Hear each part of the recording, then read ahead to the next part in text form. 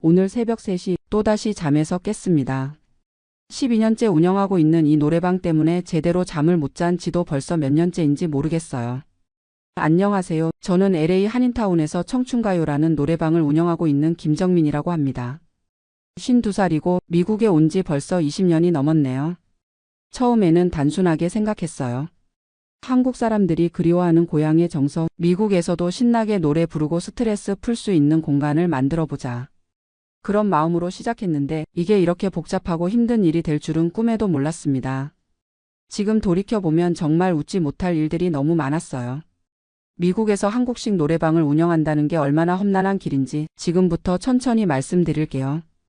2012년 그때 저는 한인마트에서 매니저로 일하고 있었어요. 월급은 $3,200 정도 받았는데 LA에서 가족 셋이 살기에는 빠듯한 돈이었죠. 아내도 네일샵에서 일했지만 수입이 불안정했고 아들은 고등학교 3학년이라 대학 준비비도 만만치 않았거든요. 그러던 중에 우연히 웨스턴 애비뉴에 있는 작은 상가 건물을 보게 됐어요. 2층 건물의 1층 일부가 임대로 나와 있었는데 월세가 $3,800였습니다. 당시 제 월급을 생각하면 부담스러운 금액이었지만 뭔가 가능성이 보였어요. 여보, 우리 노래방 한번 해볼까? 아내에게 조심스럽게 꺼낸 말이었어요. 아내는 처음엔 말도 안 된다고 했죠. 우리가 뭘 안다고 장사를 하느냐, 특히 노래방 같은 건 경험도 없는데 어떻게 하냐고요. 하지만 저는 확신이 있었어요. 한인마트에서 일하면서 만난 고객들을 보니 다들 고향에 대한 그리움이 컸거든요. 특히 나이 드신 분들은 한국 노래를 부르고 싶어 하는 마음이 간절했어요. 당시 한인타운에 노래방이 있긴 했지만 대부분 좀 비싸거나 시설이 낡았었죠. 깨끗하고 합리적인 가격의 노래방을 만들면 분명 손님들이 올 거야. 그렇게 마음을 먹고 준비를 시작했어요. 먼저 필요한 자금을 계산해 봤는데 보증금 $11,400에 첫 달 월세 $3,800, 인테리어비 약 $30,000, 노래방 기계와 음향시설 $45,000, 각종 라이센스 비용과 운영 자금까지 합치면 약 $120,000가 필요했어요. 다행히 그동안 모아둔 돈과 아내의 네일샵 수익, 그리고 친구에게 빌린 돈으로 간신히 마련할 수 있었죠. 2012년 10월 드디어 청춘가요 노래방을 오픈했습니다. 방은 총 8개였어요. 4인실 5개, 6인실 2개, 그리고 10명까지 들어갈 수 있는 단체실 1개. 인테리어는 최대한 한국적으로 했어요. 벽지는 은은한 꽃무늬로 하고 소파는 빨간색 가죽으로 맞춰서 화려하면서도 포근한 느낌을 주려고 했죠. 각 방마다 42인치 TV를 설치하고 음향은 한국에서 직접 가져온 스피커를 사용했어요. 가격은 1시간에 $25로 책정했습니다. 당시 다른 노래방들이 $35에서 $40 받는 것에 비하면 상당히 저렴한 편이었죠. 첫날부터 반응이 좋았어요. 아는 분들이 축하 겸 오셔서 노래를 부르고 소문을 듣고 오신 분들도 계셨고요. 특히 나이 드신 분들이 옛날 가요를 부르며 눈물을 흘리시는 모습을 보면서 정말 뿌듯했습니다. 이게 바로 내가 하고 싶었던 일이야. 그렇게 생각하며 열심히 일했어요. 매일 아침 10시에 문을 열어서 새벽 2시까지 운영했죠. 주말에는 새벽 3시까지 했고요. 처음 몇 달간은 정말 순조로웠어요. 월 매출이 $12,000 정도 나왔고 월세와 각종 비용을 제외하면 순수익이 $4,000 정도 남았거든요. 한인마트에서 받던 월급보다 훨씬 많은 돈이었죠. 그런데 문제는 여기서부터 시작됐어요. 2013년 3월 어느 날 갑자기 우편물 하나가 왔습니다. 발신인은 BMI라는 회사였어요. 영어로 빼곡히 적힌 편지였는데 처음에는 무슨 내용인지 잘 이해가 안 됐어요. 아들에게 번역을 부탁했더니 얼굴이 굳어지더니 이렇게 말하더라고요. 아빠, 이거 큰일 났어요. 음악 저작권 회사에서 소송을 걸겠다는 경고장이에요. 순간 머리가 하얘졌습니다. 소송이라니 도대체 무슨 일인지 영문을 모르겠더라고요. 편지 내용을 자세히 살펴보니 노래방에서 사용하는 음악에 대한 저작권료를 내야 한다는 거였어요. 그것도 매달 한 대당 $30씩, 저희 노래방 기계 팔 때면 월 $240를 내라는 거였죠. 아니, 우리는 한국에서 정식으로 기계를 사서 왔는데 뭔 소리야? 처음에는 이해가 안 됐어요. 한국에서 노래방 기계를 살 때 이미 음원 사용료를 다 지불한 줄 알았거든요. 그런데 알고 보니 그건 한국에서만 유효한 라이센스였던 거예요. 미국에서는 별도로 BMI, ASCAP, SESAC 같은 저작권 관리 단체들한테 라이센스를 받아야 한다는 거였죠. 더 충격적인 건 이미 1년 넘게 무단으로 사용했다는 이유로 과거 사용료까지 소급해서 지불하라고 하는 거였어요. 계산해 보니 총 3,600달러나 됐습니다. 이런 건 처음 들어봤는데요. 다른 한인 노래방 사장님들께 물어봤더니 다들 비슷한 경험이 있으시더라고요. 어떤 분은 소송까지 당해서 5만 달러를 배상했다는 얘기도 들었어요. 급하게 변호사를 찾아갔습니다. 한인타운에서 사업 관련 일을 많이 처리한다는 김 변호사님이었어요. 상담비로 200달러를 내고 설명을 들어보니 상황이 생각보다 심각했어요. 김 사장님, 이건 피할 수 없는 비용이에요. 미국에서 노래방을 운영하려면 반드시 음악 저작권료를 내야 합니다. 안 내면 정말 큰 소송에 휘말릴 수 있어요. 변호사님 말씀으로는 실제로 2009년에 한 한인 노래방이 BMI한테 소송을 당해서 5만 달러를 배상한 판례가 있다고 하더라고요. 그때부터 저작권 단체들이 한인 노래방들을 본격적으로 타겟으로 삼기 시작했다는 거였죠. 결국 협상을 통해서 과거 사용료는 2,400달러로 줄이고 앞으로 매달 240달러씩 내기로 합의했어요. BMI뿐만 아니라 ASCAP에도 매달 180달러, SESAC에는 매달 120달러를 내야 했죠. 총 매달 540달러. 1년이면 6,480달러나 되는 돈이었어요. 그때까지 한 번도 계산에 넣어본 적 없는 비용이었죠. 이런 걸 미리 알았으면 후회해도 소용없었어요. 이미 벌어진 일이었고 계속 장사를 하려면 어쩔 수 없이 내야 하는 돈이었거든요. 그런데 이것만으로 끝이 아니었어요. 2013년 8월 이번에는 ABC 그러니까 캘리포니아 디파트먼트 오브 ALCOHOLIC BVRA 컨트롤에서 연락이 왔습니다. 처음에는 무슨 일인지 몰랐어요. 저희 노래방에서는 술을 안 팔았거든요. 고객들이 가끔 밖에서 사온 술을 가져와서 마시는 정도였죠. 그런데 단속 나온 직원 말로는 노래방에서 고객이 술을 마시는 걸 허용하려면 주류 라이센스가 있어야 한다는 거였어요. 설령 직접 판매하지 않더라도 술을 마실 수 있게 허용하는 것 자체가 문제라는 거였죠. 그럼 어떻게 해야 되나요? 두 가지 선택지가 있었어요. 하나는 아예 술을 금지하는 것, 다른 하나는 주류 라이센스를 받는 것. 첫 번째 선택지는 현실적으로 불가능했어요. 한국 사람들이 노래방에서 술 안 마시고 노래만 부른다는 게 말이 안 되잖아요. 그렇다고 손님들한테 술 가져오지 마세요라고 할 수도 없는 노릇이고요. 결국 주류 라이센스를 받기로 했습니다. 그런데 이게 또 만만치 않더라고요. 먼저 어떤 종류의 라이센스를 받을지 결정해야 했어요. 술을 직접 판매할 건지 아니면 그냥 마시는 걸 허용만 할 건지에 따라 라이센스 종류가 달랐거든요. 고민 끝에 타이프 42 라이센스를 신청했어요. 안에서 세일 비어 언드 와인 퍼블릭 프레머서즈라고 해서 맥주와 와인을 판매할 수 있는 라이센스였죠. 위스키 같은 독주는 안 되지만 노래방 특성상 맥주와 소주 정도면 충분했거든요. 라이센스 신청비만 2,600달러, 거기에 각종 서류 준비비와 변호사 비용까지 합치면 5,000달러가 넘게 들었어요. 그리고 신청 과정도 복잡했죠. 먼저 업소 앞에 30일간 공지문을 붙여야 했어요. 이곳에서 주류 라이센스를 신청했습니다. 라는 내용으로요. 그 기간 동안 주변 주민들이 반대 의견을 낼 수 있다는 거였어요.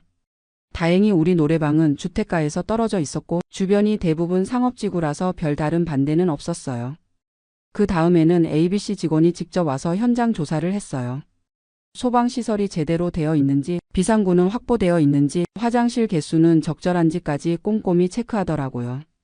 특히 학교나 교회에서 600피트 이내에 있으면 라이센스가 안 나온다고 해서 깜짝 놀랐어요. 다행히 우리는 그런 곳에서 충분히 떨어져 있어서 문제 없었지만요. 신청하고 나서 라이센스가 나올 때까지 거의 3개월이 걸렸어요. 그동안에는 임시 라이센스로 장사했죠. 임시 라이센스도 비용이 따로 들었고요. 드디어 2013년 12월에 정식 라이센스가 나왔습니다. 이제 합법적으로 맥주와 와인을 판매할 수 있게 됐죠. 그런데 라이센스를 받는다고 끝이 아니었어요. 이제부터는 매년 갱신해야 했고 갱신할 때마다 700달러를 내야 했어요. 그리고 ABC에서 정기적으로 나와서 단속을 했죠. 특히 미성년자한테 술을 팔면 안 되니까 신분증 확인을 철저히 하라고 하더라고요. 한번 적발되면 라이센스 취소는 물론이고 형사처벌까지 받을 수 있다고 했어요. 정말 복잡하네. 매번 새로운 규정을 익히느라 머리가 아팠어요. 술을 파는 시간도 제한이 있었거든요. 오전 6시부터 오전 2시까지만 판매 가능하고 일요일은 오전 10시부터라는 규정도 있었죠. 그리고 매달 ABC에 판매량 보고서를 제출해야 했어요. 얼마나 많은 맥주를 팔았는지, 와인은 얼마나 팔았는지 다 기록해서 보고하는 거였죠. 이런 일들을 겪으면서 깨달은 게 미국에서 장사한다는 게 정말 만만치 않다는 거였어요. 특히 노래방 같은 업종은 더더욱 그렇고요. 2014년 들어서면서 장사가 좀 안정됐다고 생각했는데 이번에는 전혀 예상치 못한 일이 터졌어요. 어느 날 오후 갑자기 경찰관 2명이 노래방으로 들어왔어요. 배지를 보여주면서 조사 때문에 왔다고 하더라고요. 무슨 조사요? 알고 보니 누군가 신고를 했다는 거였어요. 우리 노래방에서 불법적인 일이 벌어진다고 신고했다는 거였죠. 구체적으로는 매춘이나 성매매 관련 업소라는 신고였어요. 말도 안 돼요. 우리는 그냥 노래방인데요. 하지만 경찰은 일단 조사를 해야 한다고 했어요. 각 방을 하나씩 돌아보면서 확인하고 CCTV 영상도 보여달라고 하더라고요. 정말 억울했어요. 우리는 정말 깨끗하게 장사했거든요. 그런 불법적인 일은 꿈에도 생각해 본 적 없었는데 이런 의심을 받다니요. 나중에 알고 보니 한인타운에 있는 일부 노래방들이 실제로 그런 불법 영업을 했다고 하더라고요. 겉으로는 노래방이지만 실제로는 접대부를 두고 성매매를 하는 곳들이 있었다는 거였죠. 그래서 경찰이나 수사기관에서는 한인 노래방을 보면 일단 의심의 눈초리로 본다는 거였어요. 조사 결과 우리는 아무 문제 없다는 걸 확인받았지만 그 과정에서 받은 스트레스는 말로 표현할 수 없었어요. 손님들도 경찰이 왔다 갔다는 소문을 듣고 발길을 끊는 경우가 많았죠. 그 일이 있고 나서 한 달 정도는 매출이 30% 가까이 떨어졌어요. 아무리 해명해도 한번 퍼진 안 좋은 소문은 쉽게 사라지지 않더라고요. 이러다가 망하는 거 아닌가? 정말 심각하게 고민했어요. 그때까지 투자한 돈도 많은데 이런 식으로 문 닫게 되면 정말 큰일이었거든요. 다행히 기존 단골 손님들이 많이 도와주셨어요. 그런 소문 신경 쓰지 말고 열심히 하세요라고 격려해 주시고 주변 분들한테도 좋은 말씀 많이 해주셨죠. 그렇게 해서 2014년 말쯤에는 매출이 다시 회복됐어요. 하지만 그 일을 겪고 나서는 항상 조심하게 됐죠. 혹시라도 오해받을 만한 일은 절대 안 하려고 했어요. 예를 들어서 젊은 여자 손님들이 혼자 왔을 때는 다른 손님들과 접촉이 없도록 특별히 신경 썼고요. 남자 손님들이 술을 많이 마셔서 소란을 피우면 바로 제지하고 진정시켰어요. 그리고 CCTV도 추가로 설치했어요. 혹시라도 나중에 또 문제가 생겼을 때 증거 자료로 활용할 수 있도록요. 2015년부터 2019년까지는 비교적 평온했어요. 저작 권료도 꼬박꼬박 내고 주류 라이센스도 매년 갱신하고 ABC 단속에도 문제없이 통과했죠. 매출도 꾸준히 늘어서 월 평균 1만 8천 달러 정도 나왔어요. 각종 비용을 제외하고도 월 7천 달러 정도는 순수익이 남았죠. 그 돈으로 아들 대학 등록금도 내고 한국에 계신 부모님께도 용돈을 드릴 수 있었어요. 무엇보다 제가 하고 싶었던 일을 하면서 돈도 벌 수 있다는 게 가장 큰 보람이었죠. 손님들과의 관계도 좋았어요. 특히 나이 드신 분들은 저를 거의 가족처럼 대해 주셨거든요. 생일이나 명절 때는 음식을 해서 가져와 주시기도 하고 개인적인 고민이 있을 때는 상담도 해주시고요. 정민이 덕분에 고향 생각 많이 덜어지네요. 이런 말씀 들을 때마다 정말 뿌듯했어요. 돈을 벌기 위해 시작한 일이었지만 어느새 한인 커뮤니티의 한 부분이 된 것 같아서 자랑스러웠죠. 그런데 2020년 3월 갑자기 세상이 뒤바뀌었어요. 코로나19 때문에 모든 업소가 문을 닫아야 한다는 거였죠. 처음에는 2주 정도만 닫으면 될 줄 알았어요. 금방 끝날 거야. 조금만 참자. 그렇게 생각했는데 2주가 한개월이 되고 한개월이 3개월이 되고 도대체 언제 다시 열 수 있을지 알 수 없는 상황이 됐어요. 문제는 매출은 완전히 끊어졌는데 고정비는 계속 나간다는 거였어요. 월세 3,800달러, 저작권료 540달러, 주류 라이센스 갱신비, 보험료, 전기세, 가스비까지. 매달 6,000달러가 넘는 저는 올해 74세가 된 이현숙이라고 합니다. 호주 멜버른에서 남편과 함께 45년째 살고 있어요. 매일 아침 일어나면 제일 먼저 하는 일이 있습니다. 거실 벽에 걸린 부모님 사진 앞에 가서 안녕히 주무셨냐고 인사를 드리는 거예요. 어머니는 6년 전에, 아버지는 3년 전에 돌아가셨는데 지금도 그 습관을 계속하고 있습니다. 오늘 이 이야기를 들려드리는 이유는 저와 같은 실수를 하시는 분들이 없었으면 해서입니다. 특히 해외에 사시면서 한국에 부모님을 두고 계신 분들께 꼭 들려드리고 싶은 이야기예요. 저는 평생 후회하며 살고 있거든요. 부모님이 돌아가실 때 곁에 있어드리지 못한 것을 말이에요. 1978년 제가 28세 때 남편과 함께 호주로 이민을 왔습니다. 그때는 젊었고 용감했어요. 호주에서 몇 년만 돈 벌어서 한국에 돌아가면 된다고 생각했거든요. 부모님도 처음엔 반대하셨지만 결국 허락해 주셨어요. 딸이 더 나은 환경에서 살기를 바라는 마음이셨겠죠. 제가 자란 환경은 정말 가난했어요. 경남 진주에서 태어났는데 아버지는 농사를 지으셨고 어머니는 남의 집일을 도와주시면서 우리 남매 4명을 키우셨어요. 겨울이면 연탄가스 때문에 머리가 아프고 여름이면 더위에 잠을 못 자는 그런 집에서 살았습니다. 부모님은 당신들이 못 배운 한을 자식들에게는 안 물려주겠다고 하시면서 어떻게든 공부를 시켜주셨어요. 저도 고등학교까지는 졸업할 수 있었거든요. 그래서 더 나은 삶을 꿈꿨던 것 같아요. 신문에서 호주 이민 광고를 보고 남편과 상의했을 때 둘 다 가슴이 뛰었어요. 넓은 땅, 깨끗한 공기, 좋은 일자리. 그런 곳에서 살면서 부모님께도 용돈을 넉넉히 보내드릴 수 있을 거라고 생각했죠. 부모님께 이민 이야기를 꺼냈을 때 어머니가 눈물을 글썽이시더라고요. 딸을 그렇게 먼 곳으로 보내기 싫다고 돈은 없어도 가족이 함께 있는 게 제일이라고 하셨어요. 하지만 저는 고집을 부렸어요. 몇 년만 있다가 돌아오겠다고 돈 많이 벌어서 부모님을 편하게 해드리겠다고 약속했습니다. 그렇게 1978년 3월 인천공항에서 부모님과 작별 인사를 했어요. 어머니는 끝까지 손을 놓지 않으시려고 하셨고 아버지는 남자라고 티를 안 내시려고 하셨지만 눈이 빨갛게 되어 있으셨어요. 저는 그때 몰랐어요. 그게 부모님과 제대로 된 마지막 인사가 될 줄은요. 멜버른에 도착했을 때의 감동은 지금도 기억해요. 3월이니까 호주는 가을이었는데 공기가 정말 맑고 도시가 깨끗했어요. 남편은 현지 공장에서 기계 엔지니어로 일을 시작했고 저는 한국 식당에서 일했습니다. 처음엔 영어가 안 되어서 힘들었지만 한 달 지나면서 생활이 안정되었어요. 그리고 6개월 후에 처음으로 한국에 송금을 했어요. 당시 한국 돈으로 50만 원 정도였는데 아버지 월급보다 많은 돈이었거든요. 부모님이 얼마나 기뻐하셨는지 몰라요. 전화로 고맙다고 하시면서 딸이 대견하다고 하시는 소리를 들으니까 가슴이 뿌듯했어요. 아, 이렇게 하는 게 효도구나 생각했죠.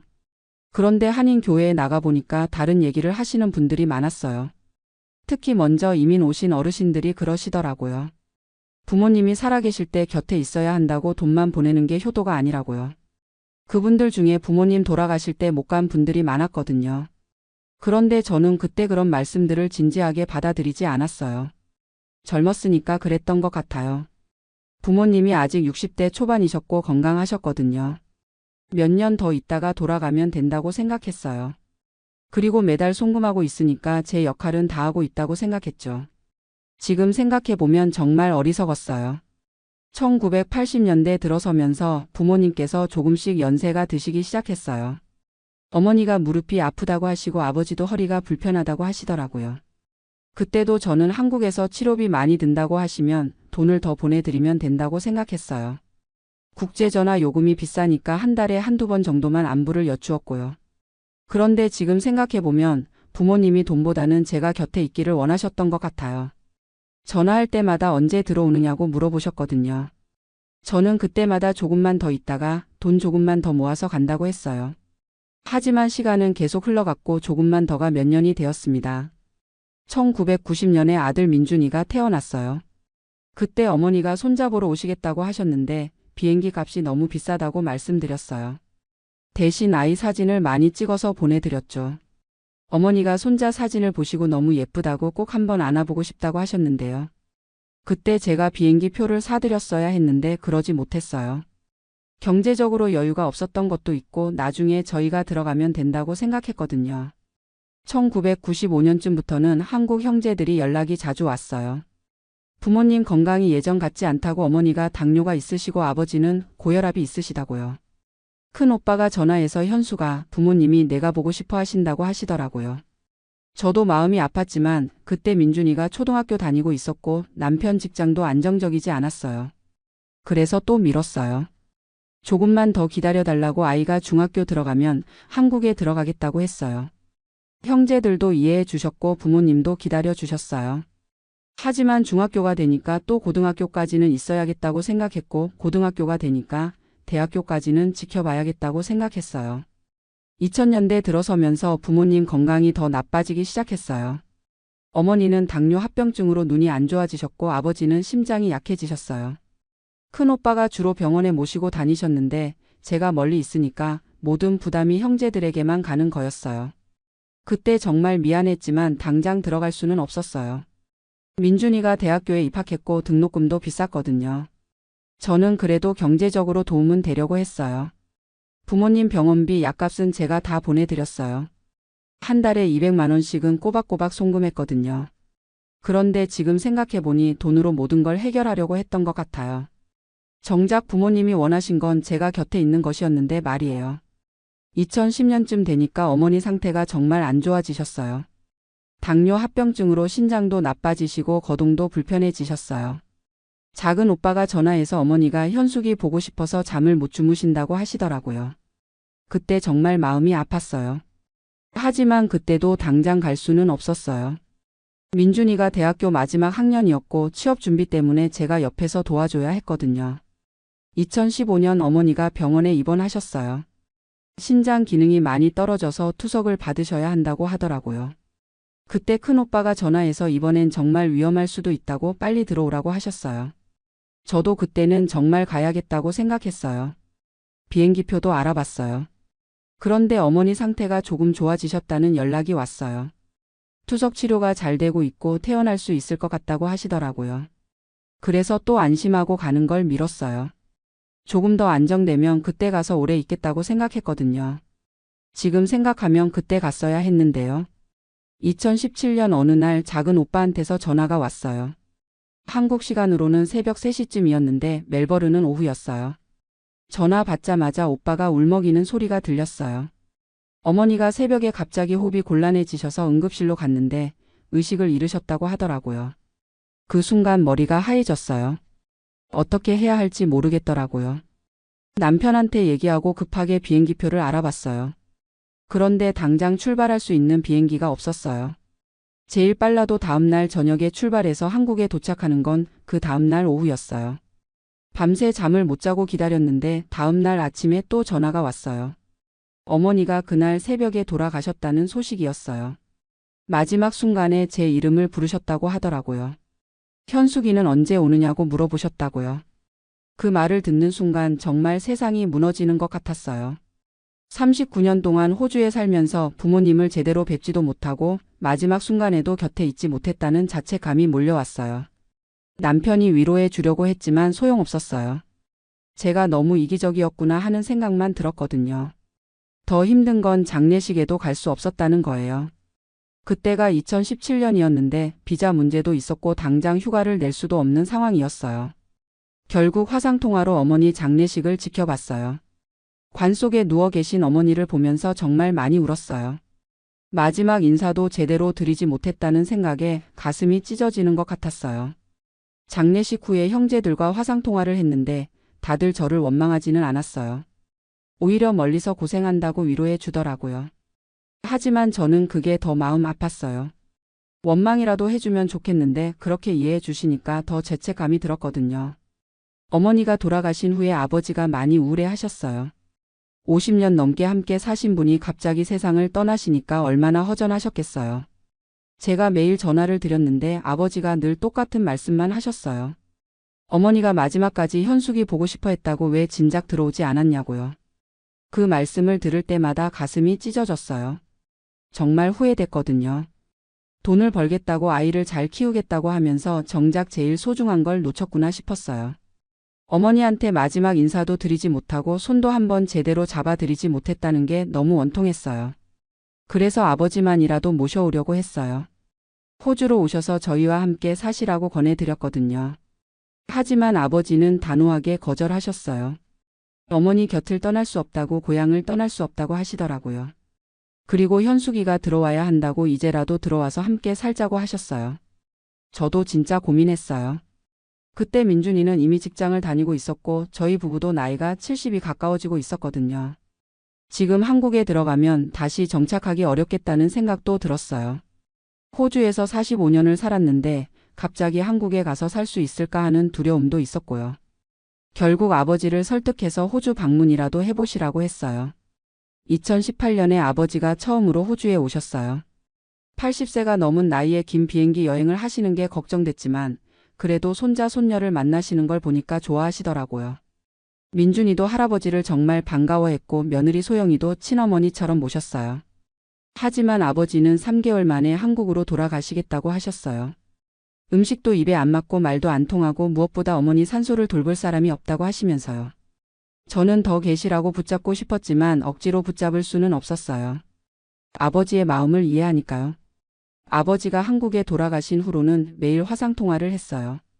시차 때문에 한국이 밤일 때 제가 전화를 드렸는데 아버지가 혼자 계시는 모습을 보니까 마음이 너무 아팠어요. 저녁도 대충 드시고 TV만 보면서 시간을 보내시는 모습이 안쓰러웠거든요. 2019년에는 제가 한국에 갔어요. 어머니 돌아가신 후 처음 가는 거였는데 정말 마음이 복잡했어요. 어머니 산소에 가서 참배를 드리는데 눈물이 멈추지 않더라고요. 살아생전에 한 번 더 찾아뵙지 못한 게 너무 후회됐어요. 아버지와 함께 지낸 한 달은 정말 소중한 시간이었어요. 아버지가 어머니 이야기를 많이 해주셨거든요. 제가 호주에 간 후에 어머니가 얼마나 그리워하셨는지, 제 편지가 올 때마다 얼마나 기뻐하셨는지요. 그리고 마지막에는 현숙이만 보면 소원이 없겠다고 계속 말씀하셨다고 하더라고요. 그 이야기를 들으면서 정말 가슴이 미어졌어요. 저는 돈만 보내면 되는 줄 알았는데 어머니는 돈보다 딸을 보고 싶어 하셨던 거였어요. 편지나 전화로는 채워지지 않는 그리움이 있으셨던 거죠. 제가 너무 어리석었구나 하는 생각이 들었어요. 그때부터 마음을 바꿨어요. 아버지한테는 자주 연락드리고 1년에 한 번씩은 꼭 한국에 가자고 다짐했어요. 그리고 2020년에도 갈 계획이었는데 코로나19 때문에 못 갔어요. 국경이 봉쇄되고 비행기도 끊어졌거든요. 2020년 내내 아버지와는 화상통화로만 안부를 확인했어요. 아버지도 코로나 때문에 외출을 못하시고 형제들도 자주 못 찾아뵈니까 많이 외로워하셨어요. 제가 매일 전화를 드렸지만 한계가 있었죠. 화면으로 보는 것과 실제로 만나는 건 다르니까요. 2021년 봄에 작은 오빠한테서 연락이 왔어요. 아버지가 몸살을 앓으시는데 병원에 가기를 거부하신다고요. 혼자 계시니까 기력도 떨어지시고 의욕도 없어 보인다고 하더라고요. 저는 그때 정말 조바심이 났어요. 어머니 때처럼 또 늦으면 어떡하나 하는 걱정이 들었거든요. 그래서 급하게 한국행을 알아봤어요. 코로나 때문에 격리를 2주 해야 했지만 그래도 가야겠다고 생각했어요. 다행히 2021년 여름에 입국이 가능해졌고 저는 바로 비행기표를 예약했어요. 남편도 같이 가려고 했는데 나이가 많아서 장거리 여행이 부담스럽다고 해서 저 혼자 갔어요. 한국에 도착해서 2주 격리를 하고 아버지를 뵈었는데 정말 많이 야위셨더라고요. 2019년에 봤을 때보다 10살은 더 늙어 보이셨어요. 혼자 지내시면서 끼니도 제대로 못 챙기시고 운동도 안 하시니까 근육도 많이 빠지셨어요.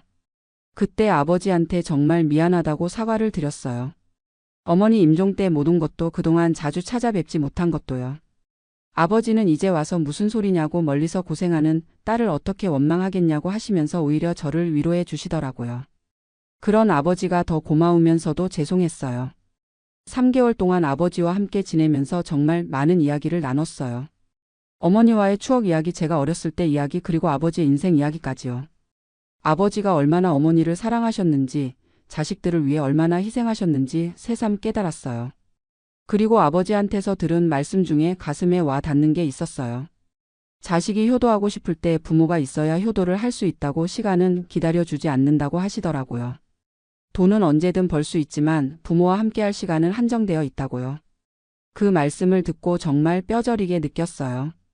호주로 돌아올 때 아버지가 공항까지 마중 나오셨어요. 저는 눈물을 참으려고 했는데 아버지도 울고 계시더라고요. 이번엔 언제 오겠냐고 물어보시는데 내년에는 꼭 오겠다고 약속드렸어요. 그리고 건강하게 계시라고 제가 자주 전화 드릴 테니까 몸 잘 챙기시라고 당부드렸어요. 호주에 돌아와서는 정말 매일 아버지께 안부 전화를 드렸어요. 아침에 일어나면 제일 먼저 아버지께 전화를 드리고 저녁에도 안부를 여쭈었어요. 아버지도 제 전화를 기다리신다고 하시면서 많이 좋아하셨어요. 화상통화로 얼굴도 자주 보고 손자 손녀 이야기도 많이 들려드렸어요. 그런데 2022년 겨울에 아버지가 감기에 걸리셨어요. 처음에는 단순한 감기인 줄 알았는데 며칠 지나도 낫지 않으시더라고요. 작은 오빠가 병원에 모시고 갔더니 폐렴이라고 하더라고요. 나이가 많으시니까 폐렴도 쉽게 낫지 않는다고 했어요. 저는 그때 또 한국에 가려고 했어요. 하지만 아버지가 괜찮다고 곧 나을 거라고 하시면서 오지 말라고 하시더라고요.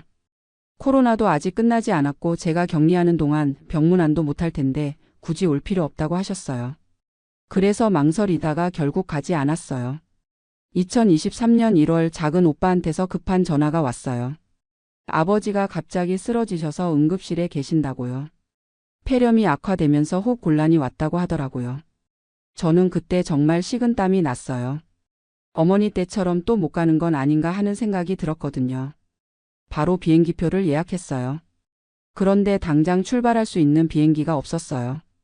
다음 날 저녁에 출발해서 모레 오후에 도착하는 비행기밖에 없었거든요. 하루라도 빨리 가고 싶었는데 그럴 수 없어서 정말 속이 탔어요. 그날 밤에 아버지와 화상통화를 했어요. 병원에서 산소 마스크를 끼고 계셨는데도 제 걱정을 해주시더라고요. 괜찮으니까 천천히 오라고 비행기 조심히 타라고 하시면서요. 그 모습을 보니까 눈물이 났어요. 이런 상황에서도 딸 걱정을 해주시는 아버지가 고마우면서도 안쓰러웠어요. 비행기에서 12시간 동안 정말 애가 탔어요. 아버지가 무사히 계실까, 제가 도착할 때까지 기다려 주실까 하는 걱정으로 잠도 못 잤어요. 어머니 때처럼 또 늦으면 어떡하나 하는 두려움이 계속 들었거든요. 인천공항에 도착해서 바로 작은 오빠한테 전화했어요. 다행히 아버지 상태가 조금 안정되었다고 하더라고요. 저는 그 말을 듣고 정말 안도했어요. 공항에서 바로 병원으로 달려갔어요. 병원에서 아버지를 뵈었을 때 정말 많이 약해져 계셨어요. 하지만 제가 온 걸 보시고 많이 기뻐하시더라고요. 손을 꼭 잡으시면서 고맙다고 멀리서 왔는데 고생했다고 하시는 거예요. 저는 그때 정말 다행이다 싶었어요. 이번에는 아버지 곁에 있을 수 있어서요. 2주 동안 병원에서 간병했어요. 아버지 상태가 조금씩 좋아지는 것 같았거든요. 의사 선생님도 나이에 비해 회복이 빠르다고 좀 더 지켜보자고 하셨어요. 저는 그 말을 듣고 희망을 가졌어요. 아버지가 회복되시면 더 오래 함께 있을 수 있을 거라고 생각했거든요. 하지만 어느 날 새벽에 아버지 상태가 급격히 나빠지셨어요. 갑자기 혈압이 떨어지고 의식이 흐려지셨어요. 의료진이 응급처치를 했지만 소용없었어요. 아버지는 그날 오전에 제 손을 잡고 돌아가셨어요. 아버지 임종을 지킬 수 있어서 정말 다행이었어요. 어머니 때는 마지막 순간에 함께하지 못해서 평생 후회했는데 아버지만큼은 곁에서 배웅할 수 있었거든요. 아버지가 마지막에 고맙다고 효녀라고 말씀해 주셨어요. 그 말씀을 들으면서 눈물이 났지만 그래도 마음이 조금은 편했어요. 아버지 장례식은 가족들이 힘을 합쳐서 정성껏 치렀어요. 어머니 산소 옆에 모셨는데 두 분이 다시 만나셨구나 하는 생각이 들었어요. 장례식에 참석하면서 정말 많은 생각이 들었어요. 이제 정말 부모님이 안 계시는구나, 이제 진짜 혼자구나 하는 생각이요. 한국에서 3개월 더 있다가 호주로 돌아왔어요. 집에 도착했을 때 정말 허전했어요. 더 이상 부모님께 안부 전화를 드릴 수도 없고 걱정해 주실 분도 안 계시니까요. 그제서야 부모님이 정말 돌아가셨구나 하는 실감이 났어요. 지금 돌이켜보면 정말 후회되는 게 많아요. 특히 어머니 임종 때 함께하지 못한 건 평생 가슴에 남을 것 같아요. 39년 동안 호주에 살면서 부모님을 자주 찾아뵙지 못한 것도 후회되고요. 물론 경제적인 도움은 드렸지만 그게 전부가 아니었는데 그걸 너무 늦게 깨달았어요. 부모님은 돈보다 자식과 함께 있는 시간을 더 원하셨던 것 같아요. 편지나 전화, 송금으로는 채워지지 않는 그리움이 있으셨을 거예요. 저는 그걸 몰랐어요. 아니, 알면서도 외면했던 것 같아요. 경제적인 핑계, 아이들 핑계를 대면서 정작 중요한 걸 놓쳤던 거죠. 지금은 매일 아침 부모님 사진 앞에서 인사를 드려요. 안녕히 주무셨냐고, 오늘도 잘 지내보겠다고요. 그리고 죄송하다고, 사랑한다고 말씀드려요. 살아생전에 자주 말씀드리지 못했던 말들을요. 손녀 지은이가 대학생이 된 지금 저는 지은이와 많은 시간을 보내려고 해요. 할머니의 경험을 들려주고 가족의 소중함을 알려주려고 하거든요. 지은이도 할아버지 할머니 이야기를 들으면서 가족에 대해 다시 생각하게 되었다고 해요. 민준이에게도 자주 이야기해요. 나중에 저희가 늙어도 멀리 가지 말라고 가끔이라도 얼굴 보러 오라고요. 민준이는 당연하다고 부모님을 혼자 두고 갈 생각은 없다고 해요.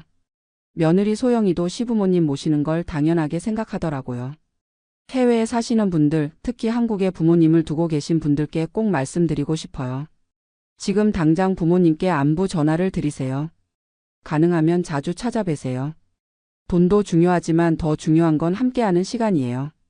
부모님이 살아계실 때 효도하세요. 나중에 하려고 미루다가는 기회를 놓칠 수 있어요.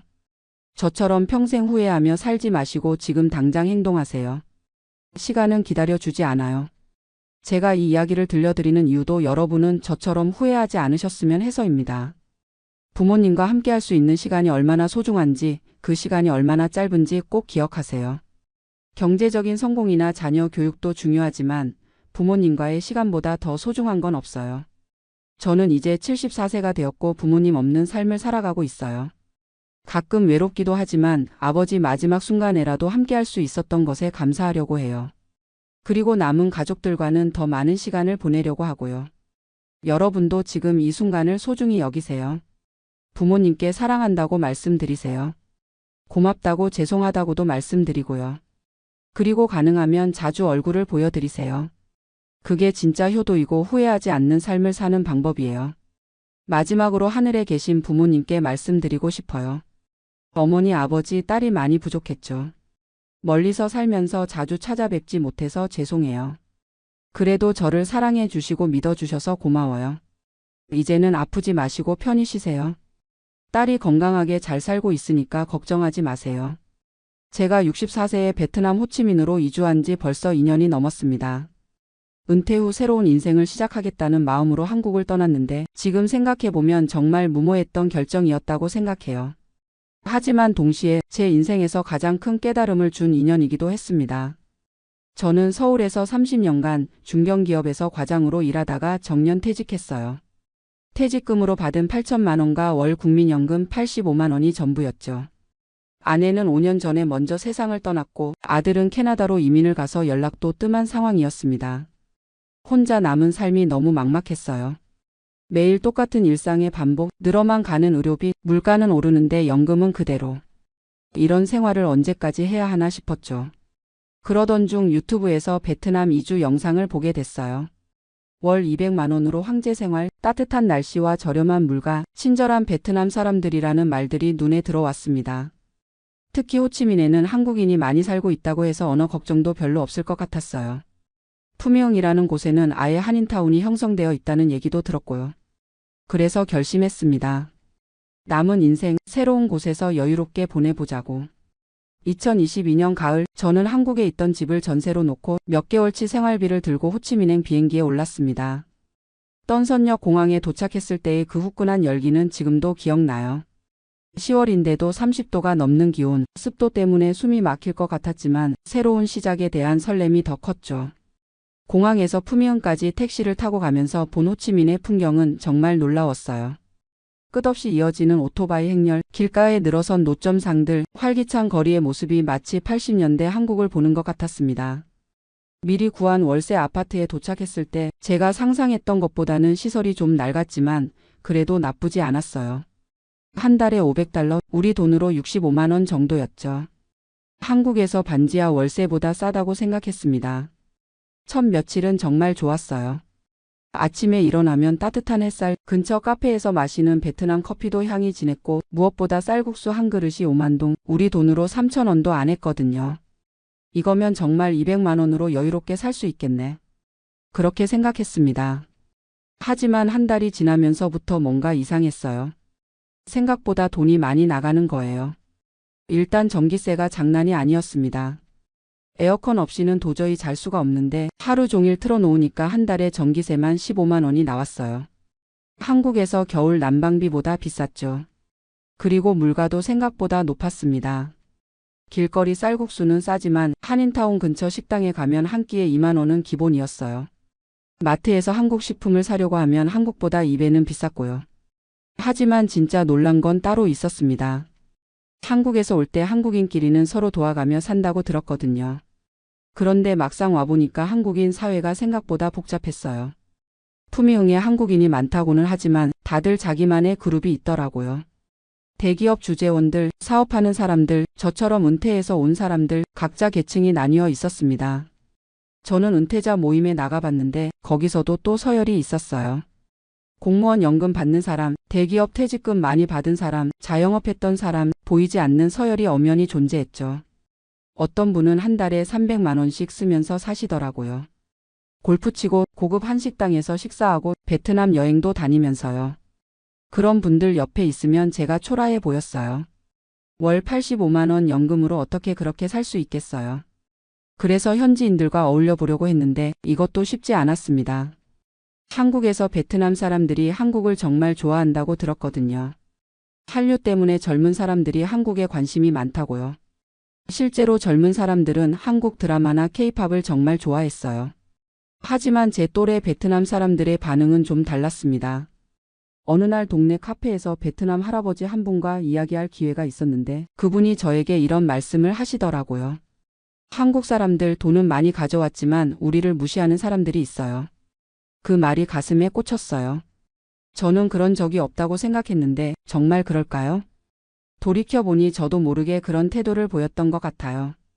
마트에서 물건값을 깎으려고 하거나 택시 요금이 비싸다고 불평하거나 한국에서는 이렇게 안 한다는 식으로 말한 적이 있었거든요. 그때 깨달았습니다. 제가 베트남을 돈 적게 들고 편하게 살 수 있는 곳 정도로만 생각했구나. 베트남 사람들도 자존심이 있고 자기만의 문화가 있는데 저는 그걸 존중하지 않았던 거예요.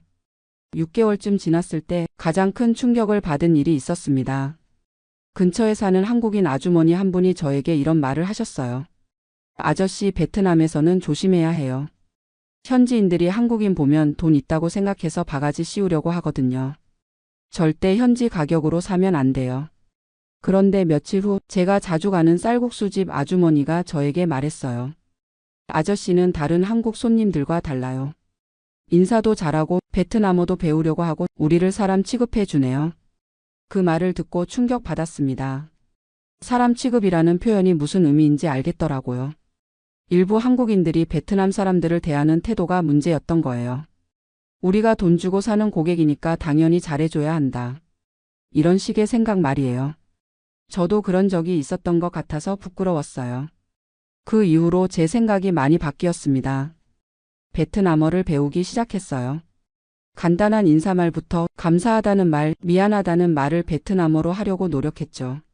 그러니까 현지 사람들의 태도도 달라지더라고요. 쌀국수 집에서는 공짜로 반찬을 더 주기도 하고 마트 직원들도 친절하게 대해줬어요. 무엇보다 제가 베트남에 대해 잘못 알고 있던 게 많다는 걸 깨달았습니다. 베트남이 가난한 나라라고 생각했는데 호치민은 정말 빠르게 발전하고 있었어요. 고층 빌딩들이 계속 올라가고 젊은 사람들은 스마트폰으로 결제도 하고 배달 앱도 우리보다 더 발달해 있었죠. 그리고 베트남 사람들이 게으르다는 편견도 있었는데 실제로는 정말 부지런했어요. 새벽부터 밤늦게까지 일하는 사람들이 많았고 특히 젊은 세대들은 정말 열심히 살고 있었습니다. 1년쯤 지나서 가장 놀란 일이 있었어요. 제가 자주 가는 쌀국수 집 아들이 대학생인데 한국어를 독학으로 배우고 있다고 하더라고요. 나중에 한국 회사에 취업하고 싶다면서요. 그 친구가 저에게 한국어를 가르쳐 달라고 부탁했어요. 대신 저에게 베트남어를 가르쳐 주겠다고 했죠. 그때부터 일주일에 2번씩 만나서 언어 교환을 했습니다. 그 과정에서 베트남의 젊은 세대가 얼마나 똑똑하고 열정적인지 알게 됐어요. 그 친구를 통해 베트남 역사도 배우고 문화도 이해하게 됐습니다. 베트남 전쟁 이야기를 들으면서 이 나라 사람들이 얼마나 강인한지도 알게 됐고요. 그리고 무엇보다 제가 얼마나 편견에 사로잡혀 있었는지 깨달았습니다. 한국에서 베트남은 가난하고 뒤처진 나라라고 생각했는데 실제로는 정말 빠르게 발전하고 있는 역동적인 나라였어요. 물론 아직 불편한 점들도 많아요. 교통이 혼잡하고 인프라가 부족한 부분도 있고 가끔 정전도 되고요. 하지만 그런 것들이 이 나라의 매력이기도 해요. 변화하고 있는 모습을 직접 볼 수 있고 그 에너지를 느낄 수 있거든요. 지금은 베트남 생활이 정말 만족스러워요. 처음에 생각했던 저렴하고 편한 나라가 아니라 함께 살아가는 이웃이라는 생각으로 바뀌었거든요. 한 달 생활비도 처음보다 오히려 줄었어요. 현지 마트에서 장보고 현지 음식도 즐기고 굳이 비싼 한국 식품만 고집하지 않으니까요. 그리고 베트남 친구들도 생겼어요. 쌀국수집 아주머니, 근처 마트 직원, 공원에서 태극권하는 할아버지들과도 인사하는 사이가 됐죠. 이제는 베트남어로 간단한 대화도 할 수 있어요.